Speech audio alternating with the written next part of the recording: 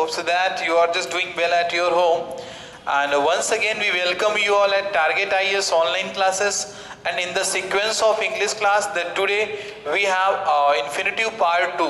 So यानी अपने पास जो आज का टॉपिक है वो infinitive का part 2 टॉपिक है.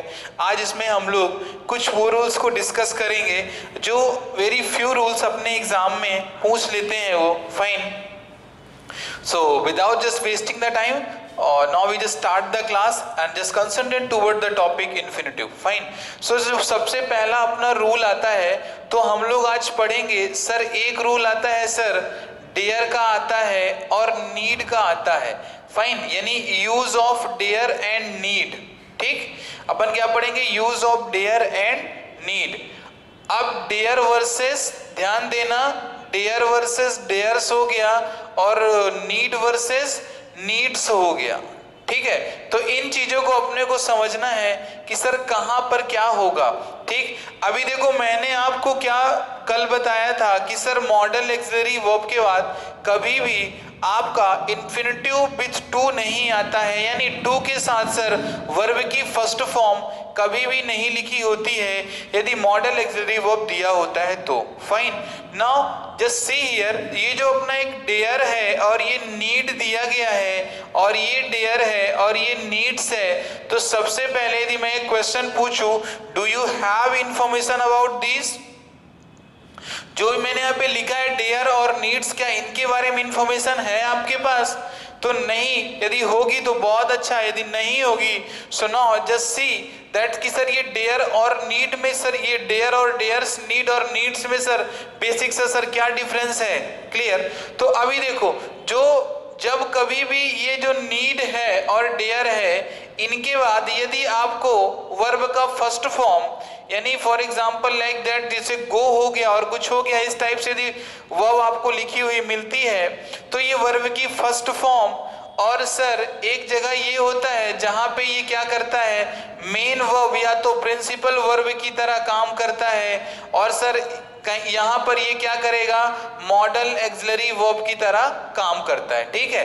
अभी देखो क्लास इंपॉर्टेंट अपने को तब होती है सर जब अपने को टॉपिक और चैप्टर सर समझ में आता है. मैं क्या बोल रहा हूं कि जो डेयर और नीड होते हैं ना, ये डेयर और नीड कैसे वर्क करते हैं सर, ये आपके as a modal auxiliary verb भी वर्क करते हैं और sir as a main verb भी वर्क करते हैं. ठीक है. जब ये मेन वर्ब की तरह वर्क करते हैं तो इनके बाद क्या लगा होता है, इन्फिनिटिव विथ टू लगा होता है, और जब ये मॉडल एक्सिलरी वर्ब की तरह करते हैं तो सर इनके साथ मॉडल एक्सिलरी वर्ब के साथ जब ये करते हैं तो इनके साथ टू का यूज नहीं होता.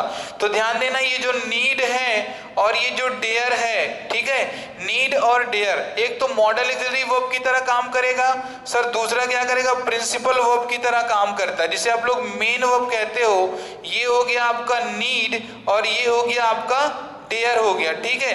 तो यहाँ पर थोड़ा देखने की जरूरत क्या है. अब now how we just come to decided that कि सर कौन सा मॉडल एक्सिलरी वर्ब के बाद वर्क कर रहा है और सर कौन सा ये हमारा प्रिंसिपल वर्ब की तरह वर्क कर रहा है. Now we just have the example and through the example we just understand the concept. अपन सबसे पहले क्या करेंगे सर, एग्जांपल के थ्रू चीजों को समझने का हम लोग ट्राई करते हैं. क्लियर. तो now let's see the example और उन्हीं के थ्रू अपन चीज को समझते हैं. फाइन. अभी देखो जैसे कि मैं चीजें लिखूंगा तो आप इसको देख के बताना. यदि मैंने लिख दिया यहाँ पे I need to go, I need to go, और मैंने ये लिखा आई नीड गो. क्लियर. अब आप ये बताइए कि sir which one is the correct, this one और this one. Sir which one is the correct, sir ये वाला सही है कि सर ये वाला सही है. तो ऑब्वियस मैंने आपको बताया था कि नीड के बाद क्या करना है आपको, नीड के बाद आपको टू का यूज नहीं करना है. जैसे कि आप यहाँ पे देखो ये वर्क कर रहा है आपका as a modal auxiliary verb. किसकी तरह वर्क कर रहा है, मॉडल एक्सिलरी वर्ब की तरह ये वर्क कर रहा है आपका. तो इसके बाद ये क्या लिखा हुआ है सर, आई नीड गो हो गया. ठीक है. चलो, लेकिन सर ये वाला अपना इनकरेक्ट कहा जाएगा. क्यों कहा जाएगा इनकरेक्ट सर, क्योंकि मैंने आपको बताया पहले ही कि सर जो डेयर और नीड होते हैं वो मॉडल एक्सिलरी वर्ब और प्रिंसिपल वर्ब की तरह वर्क करते हैं. ठीक है. अब उनको अपन इसको देख लेते हैं कैसे. फाइन. तो चलो, ये तो पहला मैंने एक एग्जांपल दिया आपको, सेकंड एग्जांपल के through we just understand the concept. अभी जैसे मैंने आपको बोल दिया कि जो डेयर हो गया, ठीक है, ये डेयर हो गया, ठीक, ये हो गया, क्या हो गया, डेयर हो गया। तो मैंने बोला I dare to go, I dare to go, fine, और मैंने बोल दिया ही डेयर्स टू गो, ठीक है, आई डेयर टू गो और ही डेयर्स टू गो। बताओ which one is the correct, कौन सा वाला सही है, कौन सा वाला सही है, कौन सा वाला गलत है। तो अभी आप इसको देख के समझ पा रहे होगे कि सर कौन सा वाला सही है और कौन सा वाला गलत है। So from there we just understand कि सर ये अपना, ये सर जो डेयर लिखा है और ये जो सर आपका ये डेयर्स लिखा हुआ है, मैंने आपको बताया था कि सर एक मॉडल ऑक्सिलरी वर्ब की तरह करेगा और एक सर आपका प्रिंसिपल वर्ब की तरह करेगा। तो जो ये वाला लिखा हुआ है ऊपर आपका डेयर लिखा हुआ है ना, देखो चीज को समझ लेना, क्योंकि एग्जाम में कुछ ही मतलब सेलेक्टेड आपके ये इन्फिनिटिव होते हैं जहां से वो क्वेश्चन आपसे पूछ लेता है। तो ये वाला जो है, तो सर ये मॉडल ऑक्सिलरी वर्ब की तरह वर्क कर रहा है और सर ये मेन वर्ब की तरह वर्क कर रहा है, जिसे अपन प्रिंसिपल वर्ब कहते हैं। तो आपको पता है सर ये ही लिखा हुआ है, तो ही के बाद डेयर के साथ क्या ये एस तो लगता ही है, सबको पता है। और सर ये आई है, आई के बाद आपने डेयर लिख दिया, ये टू गो लिखा है यहाँ पे। सर बट ये सेंटेंस आपका कैसा होगा, क्या ये सही होगा या गलत होगा? यदि ये मॉडल ऑक्सिलरी वर्ब है तो क्या ये सही होगा? नहीं सर, यदि ये मॉडल ऑक्सिलरी वर्ब है सर, तब तो सर अपना ये गलत हो जाएगा, क्योंकि सर विदाउट टू के यहाँ पे इन्फिनिटिव आएगा और आई डेयर गो हो जाएगा। क्या हो जाएगा? आई डेयर गो हो जाएगा। अभी मैं बोलूं कि जो ये आई डेयर गो लिखा हुआ है, इसका इंट्रोगेटिव क्या बनेगा? तो इसका इंट्रोगेटिव बनेगा डेयर आई गो। क्या बनेगा? डेयर आई गो बनेगा। क्लियर? और ये जो लिखा है ही डेयर्स टू गो लिखा है, तो इसका बन जाएगा does he dare to go. क्या बन जाएगा? Does he dare to go बन जाएगा। तो इन चीजों को देखो और समझो चीजों को आप, क्योंकि अब देखो कि नहीं बोलते कि sir in all the classes of English we can just not teach you the tense and voice only. Fine, आपको थोड़ा सा चीजों को समझना पड़ेगा, क्योंकि सर एग्जाम में सर बहुत तरीके के क्वेश्चंस पूछे जाते हैं from where you have to just complete and just confirm your selection. So for that actually you have to just work hard and just pay attention towards the topic. Fine, तो मैं चीज को बार बार क्यों बता रहा हूं, क्योंकि आपको चीजें पूरी चीजें क्या होनी चाहिए, लर्न और कंठस्थ हो जानी चाहिए वहां पे। ठीक है, तो मॉडल ऑक्सिलरी वर्ब और आपको देखना है कि सर कब वो प्राइमरी वर्ब की तरह वर्क करता है। जब वो प्राइमरी वर्ब की तरह वर्क करेगा, यानी ये जो आपका डेयर हो गया और ये नीड हो गया, यदि ये प्राइमरी वर्ब की तरह वर्क कर रहे हैं, किसकी तरह? प्राइमरी वर्ब की तरह यदि वर्क करते हैं, ठीक है ना, यदि वो करते हैं तो इनके साथ टू प्लस वर्ब की फर्स्ट फॉर्म का यूज होता है। लेकिन वहीं पे यदि ये मॉडल ऑक्सिलरी वर्ब की तरह वर्क करते हैं, किसकी तरह? यदि ये मॉडल ऑक्सिलरी वर्ब की तरह वर्क करते हैं, क्या? डेयर और नीड, डेयर और नीड यदि मॉडल ऑक्सिलरी वर्ब की तरह वर्क करते हैं तो इनके साथ क्या होता है, कभी भी आपका टू प्लस इन्फिनिटिव यूज नहीं होगा। टू प्लस इन्फिनिटिव गलत होगा, बल्कि सही क्या होगा आपका? बेयर इन्फिनिटिव का क्लास सही होगा। बिकॉज यस्टरडे की क्लास में मैंने आपको बताया था बेयर इन्फिनिटिव क्या होता है। ठीक है, तो वो सारे कॉन्सेप्ट क्लियर होंगे आपके। ठीक, तो ये था आपका कुछ डेयर और नीड का कॉन्सेप्ट। तो डेयर और नीड आपके पता है सेमी मॉडल्स में आते हैं, जिनको हम लोग मार्जिनल ऑक्सिलरी वर्ब भी कहते हैं उसको वहां पे। ये तो सेमी मॉडल ऑक्सिलरी वर्ब कहते हैं। यदि डेयर और नीड लिखा हुआ है तो आपको थोड़ा सा ही कंफर्म करना है। और देखो बहुत ज्यादा आप गलतियां मत कर देना please, I would like to make this clear concept to you. यदि आप कभी भी गलती कर रहे हो तो अभी मैं आपसे पूछता हूँ एक सेंटेंस के through, I will check to your level. Fine, suppose that यदि मैंने यहाँ पे लिख दिया he dare to go, fine, he dare to go, तो अब बताओ सेंटेंस सही है गलत? सर सेंटेंस सर आपका ये इनकरेक्ट होगा। Why this sentence is incorrect sir? Because sir यहाँ पे आपने क्या लिखा है? डेयर लिखा है। अब यहाँ पे सर ही लिखा है, तो सर ये आपका सिंगुलर हुआ कि नहीं? ठीक है है सिंगुलर हुआ। अब सर यहाँ पे आपने डेयर क्यों लिखा है? तो यहाँ पे सर डेयर हमने इसलिए लिखा है क्योंकि हम इसको एक मॉडल एक्सिलरी वर्ब की तरह यूज कर रहे हैं। जब इसको मॉडल एक्सिलरी वर्ब की तरह सर आप यूज कर रहे हो तो फिर सर आप यहाँ पे इस टू प्लस वर्ब की फर्स्ट फॉर्म का यूज क्यों कर रहे हो? तो यहाँ पे क्या करो, ये आपका गलत होगा, इसकी प्लेस में सही क्या होगा? गो होगा सही। तो ही डेयर गो सेंटेंस सही है। आपको इसमें ये ज्यादा इशू नहीं लेना वहां पे। अभी मैं यदि कर देता ही डेयर्स टू गो, ठीक है ना, ही डेयर्स टू गो मैं कर देता तो सर सेंटेंस सर सही हो जाता, ही डेयर्स टू गो। ध्यान देना, मैं दो सेंटेंसेस लिख रहा हूं, फिर से मैं आपको बता रहा हूं। जैसे मैंने लिख दिया ही डेयर्स टू गो हो गया, और ये हो गया ही डेयर गो, ठीक है ना, ही डेयर गो। अब देखो दो के दोनों सेंटेंस आपके करेक्ट है, 100% आपके करेक्ट है सेंटेंस वहां पर। क्यों? क्योंकि सर यहाँ पे ये सर प्राइमरी वर्ब की तरह यूज हो रहा है, सर यहाँ पे ये सर मॉडल एक्सिलरी वर्ब की तरह यूज हो रहा है। जब प्राइमरी वर्ब की तरह यूज होगा तो इसके बाद सर आपका इन्फिनिटिव विथ टू का यूज हो रहा है, ठीक है ना। यहाँ पे इन्फिनिटिव विथ टू का यूज हो रहा है, और सर यहाँ पे किसका यूज हो रहा है? ये जो लिखा हुआ है ये आपका बेयर इन्फिनिटिव का केस हो गया, ठीक है। चीज समझ में आ गई होगी क्योंकि बहुत सारे एग्जांपल्स हमने एक ही चीज पर ले लिए। तो चीज क्लियर है ना क्लास? ठीक है, just right in the comment box concept is clear और नॉट।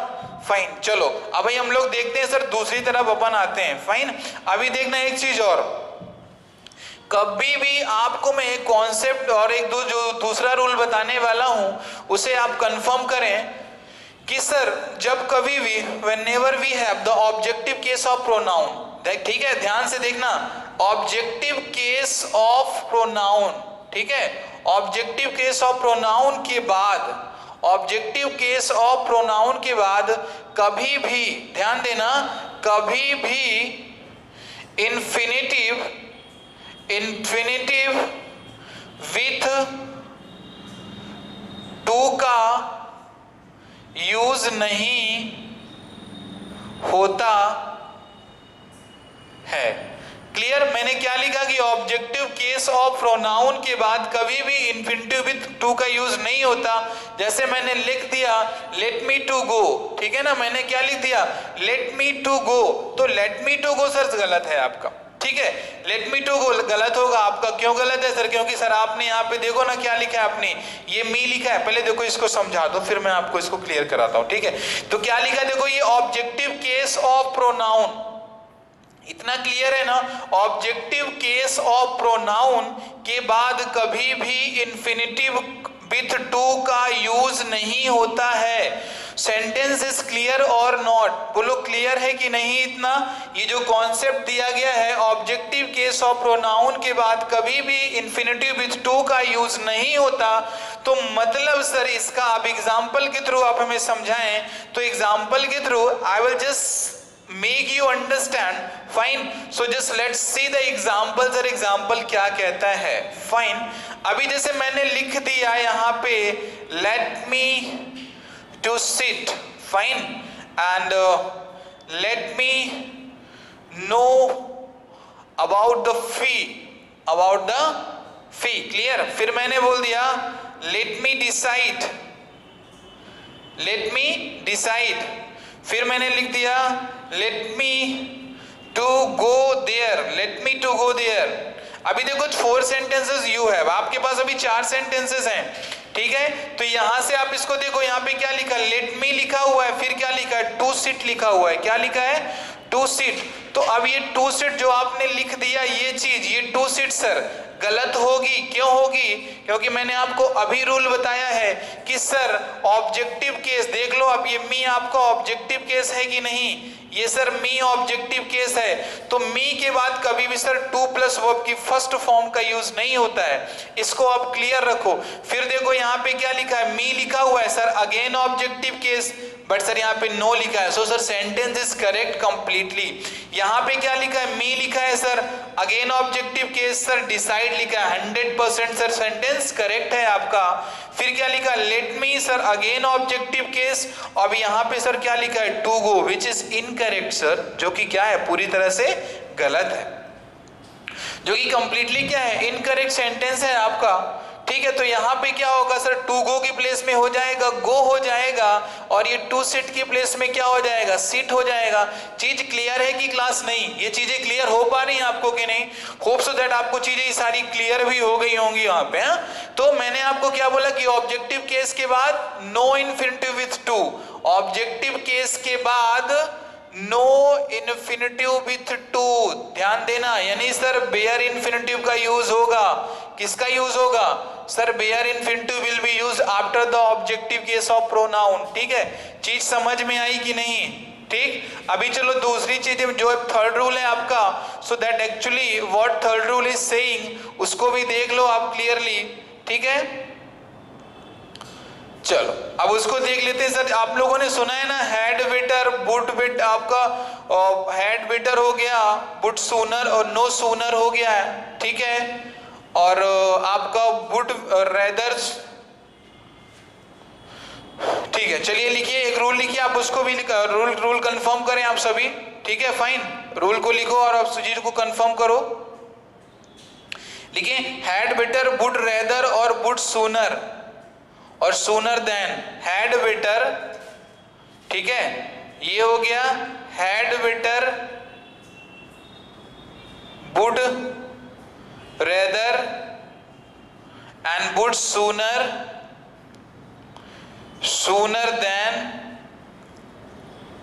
ठीक है ना, sooner than and had better than.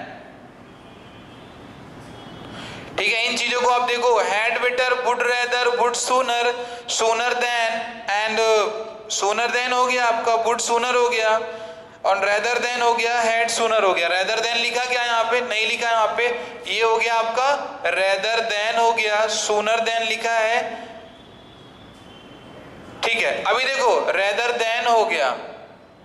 ठीक है, अब इसको आपको देखना है। सर ये जितने भी लिखे हुए हैं मैं चीजों को क्लियर करा रहा हूं। वेरी मोस्ट इंपॉर्टेंट रूल, आपको जो चीज को ध्यान देना है, बहुत ही इंपॉर्टेंट रूल है ये आपका। ठीक है, अभी देखो ये क्या बोल रहा है कि सर इन वर्ड के बाद भी कभी भी सर वुड रेदर देन हो, ठीक है ना, हैड बेटर हो, वुड रेदर हो, वुड सूनर हो, सूनर देन हो, या हैड बेटर देन हो। ठीक है ना, हैड बेटर हो या तो आपका हैड बेटर हो।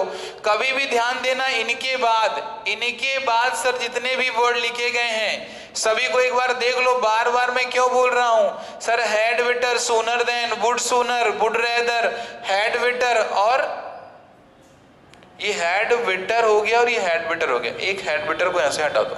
ठीक है, तो देखो rather than, had better, would rather, would sooner और सूनर देन, इनके बाद बहुत क्लियर ध्यान देना, इनके बाद कभी भी, ठीक है, इनके बाद कभी भी किसका इन्फिनिटिव है ना, इन्फिनिटिव विथ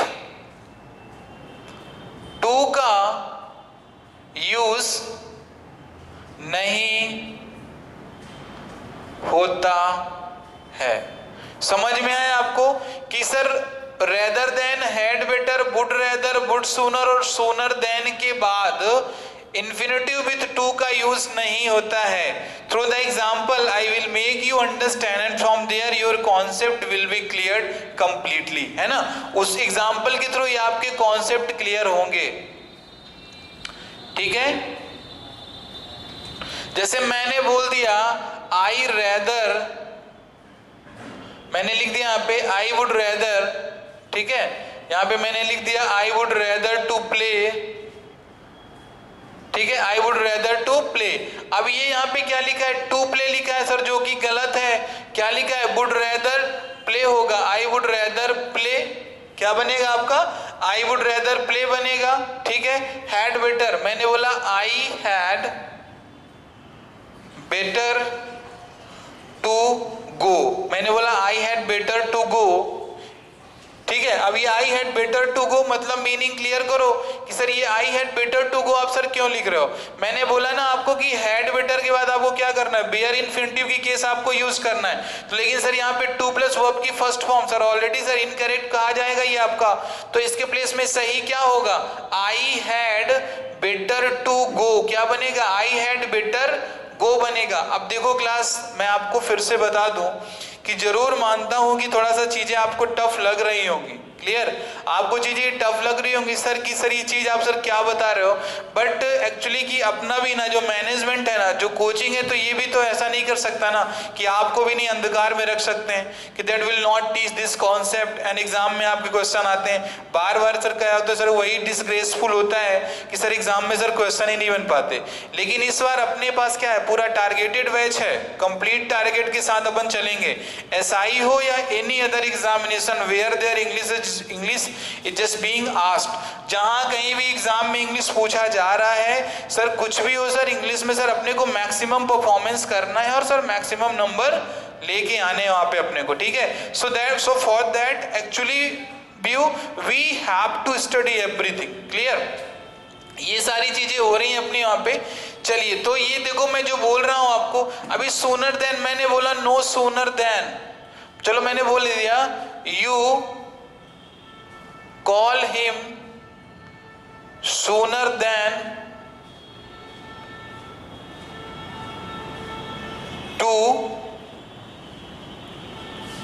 play, ठीक है? You call him sooner than to play. अब यहां पर देखो, you call him sooner than to play, तो सर ये प्ले वाला सर काट दीजिए, टू को हटाइए और ये क्या सही हो जाएगा, यहाँ पे प्ले सही होगा आपका। तो ये जो चीजें मैं आपको बता रहा हूं फ्रॉम देयर, आप चीजों को थोड़ा सा क्या करो, एडजस्ट करो, इनको कॉन्सेप्ट इसके आप रख लो अपने पास। एंड वेरी सुन अपन क्या करेंगे सर, इसका प्रैक्टिस सेट मैं आपको कराऊंगा, मैं खुद। I completely just solve the practice set की सर क्वेश्चंस के लेवल सर, और क्वेश्चन कैसे और किस प्रकार के आते हैं, ठीक है? इन चीजों को मैं आपको क्लियरली कराऊंगा वहां पे, ठीक है? So you do not have to just worried about anything, आपको बिल्कुल भी वहां पे ज्यादा वरीड नहीं होना है। लेकिन जो भी मैंने जो 2 से 3 4 रूल बताए ना इन्फिनिटिव के, उसको आपको क्लियर रखना है। और आने वाली जो आपकी नेक्स्ट क्लास होगी, तो नेक्स्ट क्लास में you have to prepare participle, क्या करना है, पार्टिसिपल प्रिपेयर करना है। और हम लोग कल के कल ही पार्टिसिपल को खत्म कर देंगे, कल के कल ही पार्टिसिपल को खत्म कर देंगे। और नेक्स्ट क्लास में हम लोग क्या करेंगे, सर जीरेंड को क्लियर कर देंगे। किसको कर देंगे, सर जीरेंड को भी अपन क्लियर कर देंगे, ठीक है ना? तो अपन 2 क्लास में सर इनको कंप्लीट करने वाले हैं। तो कल की क्लास में पार्टिसिपल करेंगे और उसके बाद अपन क्या करेंगे सर, जीरेंड को भी क्लियर कर देंगे, ठीक है? तो चलो क्लास फिर मिलते हैं अपन नेक्स्ट क्लास में, तब तक के लिए कुछ इतना ही रखते हैं वहां पे। सो क्लास सभी अपना आप ख्याल रखें और just take care to yourself and just completely focus and follow to our YouTube channel, and if it is possible so share with your friends maximum if it is possible. Thank you class and have a nice day class.